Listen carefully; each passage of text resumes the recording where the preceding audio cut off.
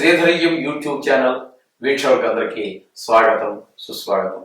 ఇప్పుడు మనము కర్కాటక రాశి వారికి 4/2/2024 నుండి 10/2/2024 వరకు ఈ వారం రోజుల్లో కర్కాటక రాశి వారికి గోచారం ఎలా ఉన్నది, వాటి ఫలితాలు ఏంటి అనేటువంటి విషయం తెలుసుకునేటువంటి ప్రయత్నం చేద్దాం.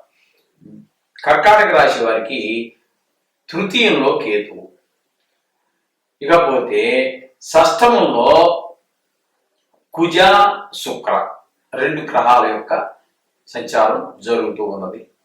శుక్రుడు ఇక్కడి నుంచి కొద్ది రోజుల్లోనే మళ్ళీ ఈ వారంలోనే ధనుసు నుంచి షష్టమం నుంచి సప్తమ స్థానంలోనికి మారిపోతూ ఉన్నారు. ఇకపోతే ఇక సప్తమంలో రవి బుధుల యొక్క సంచారం జరుగుతూ ఉన్నదండి. ఇకపోతే అష్టమంలో శని స్వక్షేత్రంలో సంచారం జరుగుతూ ఉన్నది. భాగ్యంలో రాహు సంచారం జరుగుతూ ఉన్నది. అలాగే దశమ స్థానంలో గురువు యొక్క సంచారం జరుగుతూ ఉన్నది. ఈ విధమైనటువంటి గ్రహచారం ఉన్నది. అయితే వీటి వల్ల మనకు వచ్చేటటువంటి ఫలితం ఏమి మనకి అనుకూలిస్తూ ఉంటాయి, ఏ విషయాల్లో అనుకూలిస్తాయి, ఏ గ్రహాలు అనుకూలించవు, ఏ గ్రహాలు వాటి వల్ల వచ్చేటటువంటి కలిగేటటువంటి ఇబ్బందులు ఏంటి అనేటటువంటి విషయాల గురించి మనం తెలుసుకునే ప్రయత్నం చేద్దాము. ఇక్కడ తృతీయంలో కేతువు చాలా చాలా శుభఫలితాలు ఇస్తూ ఉంటారండి. మనకి అనేక రంగాలలో మనకి భక్తి విషయంలో కానివ్వండి, లేదా పిల్లల చదువు విషయంలో కానివ్వండి, మన చదువు అదే పిల్లలే ఒకవేళ మన పిల్లలే కనుక కర్కాటక రాశి వారు అయినట్టయితే వారికి ఆ విధంగా కేతువు వాళ్ళ విద్యలో ముందుకు వెళ్ళడానికి, లేకపోతే మన జాతకం ఉండదు, మన పిల్లలు వాళ్ళు చదువులో చక్కగా ముందుకు వెళ్ళటానికి, చేసే వృత్తిలో వ్యాపారంలో ఏ విషయంలో అయినా సరే మన ఆయా రంగాలలో ఉన్న వారికి ఆయా ప్రదేశాల్లో ఉన్నటువంటి కొలీగ్స్ కానివ్వండి, పై అధికారులు కానివ్వండి, మన కింద పనిచేసేటటువంటి వాళ్ళు కానివ్వండి, అందరి యొక్క సహాయ సహకారాలు మనకి అందజేస్తూ ఉంటారు. అలాగే మీరు ఏదైనా ఎవరినో కూర్చోము అప్పు అడగడం ఉండొచ్చు, లేకపోతే అప్పు ఇవ్వడం ఉండొచ్చు. ఈ విషయాలు ఆ విషయం లేదండి. మనకి 3వ స్థానంలో ఎప్పుడైతే కేతు సంచారం జరుగుతుందో అన్ని విషయాల్లో కూడా ఆయన మనకి ఈ వారం రోజులు చక్కటి సహాయ సహకారాలు అందించేటువంటి అవకాశం ఉన్నది. అలాగే భక్తి కూడా నిశ్చలమైనటువంటి భక్తి భగవంతుడి మీద మనకి కలుగుతూ ఉంటుంది. ఈ విధంగా కేతు మన ఫలితాలు ఇస్తూ ఉంటారు. ఇక పోయినట్టయితే 6వ స్థానంలో మనకి కుజ శుక్రుల యొక్క సంచారం జరుగుతుందండి. అందులో కుజుడు గాని శుక్రుడు గాని మనకి శుభ ఫలితాలు ఇవ్వజాలరండి. శుక్రుడు మళ్ళీ అక్కడ నుంచి 2 రోజులు మాత్రమే ఉండి మిగతా 5 రోజులు మనకి సప్తమ స్థానంలోకి వెళ్తున్నారు. సప్తమ స్థానంలోకి వెళ్ళినప్పుడు కూడా ఆయన మనకి ఏ విధమైనటువంటి శుభ ఫలితాలు ఇవ్వజాలరండి. కొంచెం ఇబ్బందికరమైనటువంటి పరిస్థితులే ఉంటాయి. 6లో కానీ అటు 7లోకి వెళ్ళా కూడా మనకి ఏ విధమైనటువంటి ఫలితాలు శుభ ఫలితాలు ఇవ్వడానికి అవకాశం ఉండదు. ఇంట్లో కొంచెము మాట ఇంట్లో వాళ్ళకి పోసకపోవటము, అలాగే 6వ స్థానంలో ఉండటం ద్వారా ఈ కుజుడు శుక్రుడు ఉండటం వల్ల కూడా మనకి రోగాలు చిన్నపాటి జలుబు దగ్గు ఇట్లాంటి చిన్నపాటి రోగాలు రావడానికి అవకాశం ఉంటుంది. అలాగే కొంచెము రుణాలు ఏదైనా కొద్దిగా అప్పులు చేయాల్సిన పరిస్థితి కూడా ఏర్పడవచ్చు. అంచేత శుక్రుడు కూడా మనకి, ఎందుకంటే శుక్రుడు మనకి సౌకర్యాలని కలగజేసేటటువంటి వ్యక్తి, ఆయన గ్రహము. అటువంటి శుక్రగ్రహం కూడా మనకు అనుకూలించడం కారణంగా మనకి సుఖాలు కూడా కొంచెం అనుభవించలేనటువంటి కూడా అనుభవించలేనటువంటి పరిస్థితులు కొన్ని ఏర్పడుతూ ఉంటాయి. 6లో ఉన్నప్పటికీ అదే పరిస్థితిలో ఉంటుంది. 7లోకి సప్తమంలోకి వెళ్ళే కూడా అదే పరిస్థితి ఉంటాయి. ఇక సప్తమంలో మనకి రవి బుధుల యొక్క సంచారం జరుగుతోందండి. రవి బుధుల యొక్క సంచారం వలన రవి యొక్క సంచారం వల్ల ఆరోగ్యం దెబ్బతినేట అవకాశం ఉంటుంది. అట్లాగే మన భార్యకి సంబంధించినటువంటి కుటుంబంలో భార్యకు సంబంధించి కావచ్చు, పిల్లలకు సంబంధించి కావచ్చు, తల్లిదండ్రులు కావచ్చు, మన కుటుంబంలో మన సంబంధించినటువంటి ఎవరికైనా సరే అందులో కొంచెం అనారోగ్యం చేసేటటువంటి అవకాశం ఉంటుంది. అలాగే బుధుడి వల్ల కూడా కొంచెము చికాకులు కలిగే వ్యవహారం ఉంటుంది. సరి అయిన విధంగా ఆలోచించలేకపోవటము, వారి యొక్క తోడ్పాటు మనకి కొంచెం మనం ఎంత ప్రయత్నం చేసినా వారి కొంచెం దారిలో పెట్టలేకపోవటము, లేకపోతే మనమే కనుక జాతకం అయితే మనకు కూడా అదే పరిస్థితులు ఉంటాయి. మనమే కంట్రోల్ చేసుకోలేము, మన జ్ఞానాన్ని పూర్తిగా ఉపయోగించలేదు తనము, ఇట్లాంటివన్నీ కూడా బుద్ధుల వల్ల ఏర్పడుతూ ఉంటాయి. ఇకపోతే అష్టమంలో శని కొంచెం స్వక్షేత్రం వల్ల స్వఫలితాలు ఏర్పడుతూ ఉంటాయి. భాగ్యంలో రాహు కొంచెము తండ్రి గారికి ఉన్నట్టయితే తండ్రి గారికి కొంచెం అనారోగ్యం చేసేటువంటి వాటి ఉంటుంది. భాగ్యం కాబట్టి మిగతా విషయాల్లో కూడా కొంచెం అనుకూలమైనటువంటి ఫలితాలు ఇవ్వజాలరు. ఏ విషయంలో కూడా మనకు అనుకూలం. దశమంలో గురువు కూడా అదే విధంగా మనకి ఏ విధంగానూ కూడా ఉద్యోగ విషయంలో కానీ ధన విషయంలో కానీ అన్నింటిలో కొంచెం వెనకబడతమే కనిపిస్తూ ఉంటుందండి. ఈ విధంగా మనం చెప్పుకున్నట్టయితే కొంచెం జాగ్రత్తగా ఉండవలసినటువంటి పరిస్థితి ఉంటుంది. అనుకూలమైనటువంటి వాటి అనుకూలమైన ఫలితాలు రావడానికి నవగ్రహ జపం చేసుకోండి. చక్కగా ఆ విధంగా చేసుకోవడం ద్వారా పరిహారం లభిస్తుంది. శుభం భూయాత్. 4వ తారీఖు ఫిబ్రవరి నెల 2024 నుండి 10వ తారీఖు ఫిబ్రవరి నెల 2024 వరకు మిథున రాశి వారికి ఈ వారం యొక్క గోచార ఫలితాలు ఎలా ఉన్నాయి, ఎక్కడెక్కడ గ్రహాలు చలనం జరుగుతున్నది, తద్వారా వారికి లభించేటటువంటి ఫలితం ఏ విధంగా ఉంటుంది, ఏ రంగాల్లో వారు తగిన జాగ్రత్తలు తీసుకోవాలి, ఏ రంగాల్లో తగినటువంటి మామూలుగా ఉండవచ్చు అనేటటువంటి ఫలితం గ్రహాలు అనుకూలిస్తున్నాయి అనేటువంటి విషయాన్ని తెలుసుకునేటువంటి ప్రయత్నం చేద్దాము.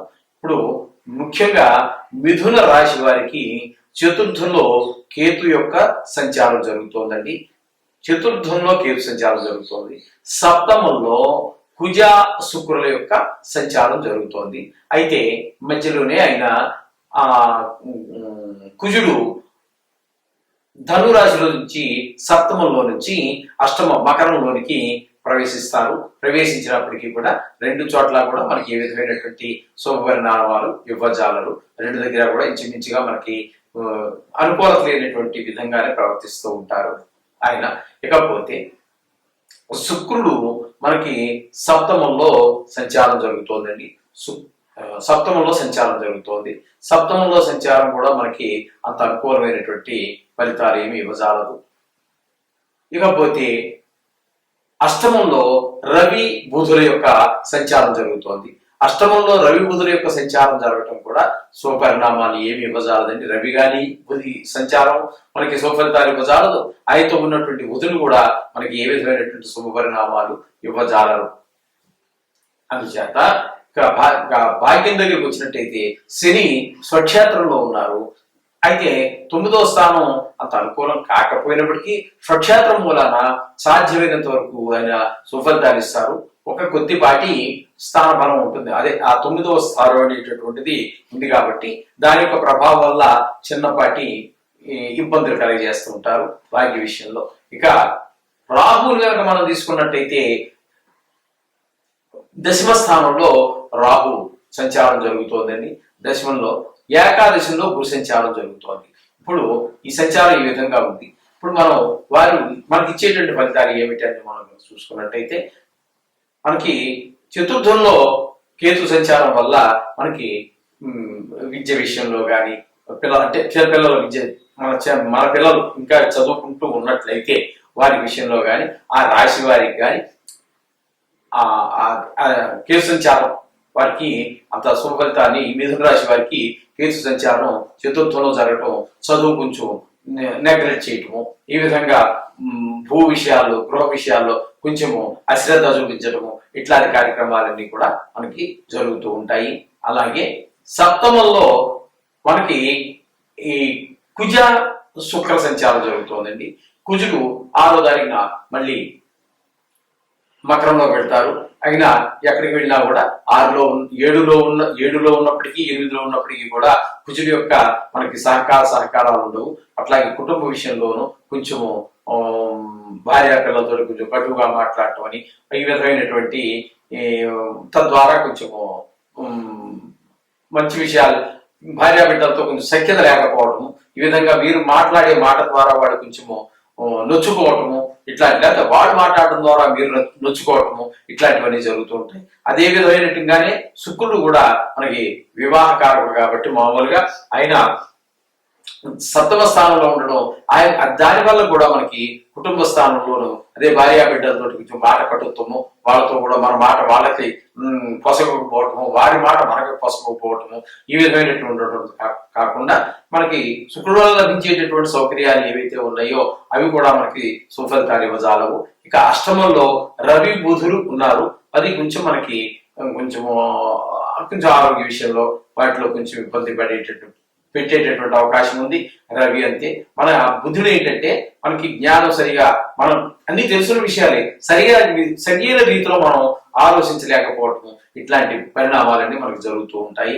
ఇక భాగ్యం దగ్గరకు వచ్చినట్టయితే మనం శని స్వక్షేత్రంలో ఉన్నారు, స్వక్షేత్రంలో ఉండటం ద్వారా శుభపరిణామాలు ఇస్తారు. స్థాన ప్రభావం వల్ల కొద్దిపాటు చికాకులు ఉన్నప్పటికీ కూడా సాధ్యమైనంత వరకు ఆయన స్వక్షేత్రం కాబట్టి ఆయన చాలా వరకు శుభఫలితాలు అందజేస్తూ ఉంటారు. ఇక దశమంలో రాహు, ఉద్యోగ స్థలంలో, మనం వ్యాపార స్థలంలో, మీరు ఏ వృత్తి, ప్రతి మనిషి ఏదో వృత్తి చేస్తూనే ఉంటారు కదండి, మీ వృత్తి చేసేటటువంటి స్థలంలో మీకు కొన్ని ఇబ్బందులు ఎదురుపడటం, మీ స్టాఫ్ మీకు సహకరించలేకపోవటం, లేకపోతే మీ పై అధికారులు ఉంటారు కదా, వారు మీకు సహకారం అందించకపోవటం, లేకపోతే మీ పైవారే కాదు మీ కింద వారు కూడా మీకు సహాయ సహకారాలు అందించకపోవటం, ఇట్లాంటి కొన్ని చికాకులు పెట్టేటటువంటి అవకాశం కూడా కొంచెం ఉంటూ ఉంటుంది.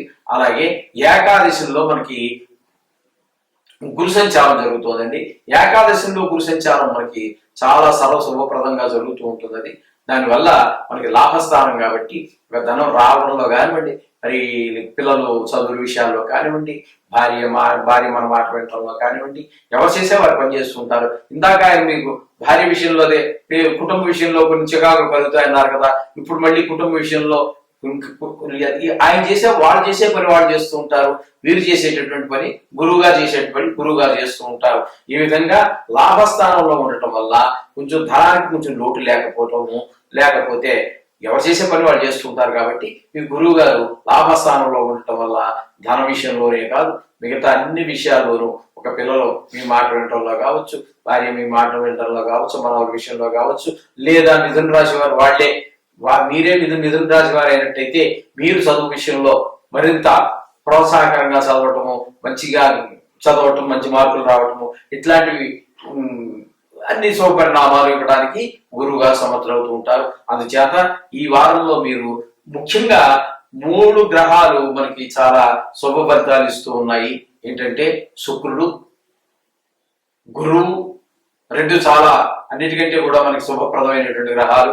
అదే విధంగా శని కూడా స్వక్షేత్రంలో ఉన్న కారణంగా వీరికి ఏమాత్రం తీసుకునేటువంటి విధంగా చక్కటి శుభఫలితాలు అందజేస్తూ ఉంటారు. మిగతా గ్రహాలన్నీ కూడా కేతు కానివ్వండి, కుజుడు కానివ్వండి, రవి కానివ్వండి, ఈ విధంగా వీరు మనకి శుభఫలితాలు ఇవ్వజాలండి. అందుచేత ఏమీ కంగారు పడాల్సిన పని లేదు. మనం చెప్పుకుంటున్నట్టుగానే వీరు నవగ్రహ జపాలు చేసుకోండి, మీ దేవాన్ని ప్రార్థించండి. అంచేత ఈ 3 గ్రహాలు మనకి చక్కగా ఫలితాలు ఇవ్వడం ద్వారా మనకి మంచి ఫలితాలు ఉంటూ ఉంటాయి. అంచేత శోభం భూయాత్ ఈ విధంగా పనిచేసుకోండి. ఈ విధంగా చేసుకున్నట్టయితే ఈ వారం అంతా కూడా ఈ విధంగా జరుగుతూ ఉంటుంది. మీరు నవగ్రహ ప్రార్థన మాత్రం మానవాకండి, జాతకంతో సరి చూసుకోండి.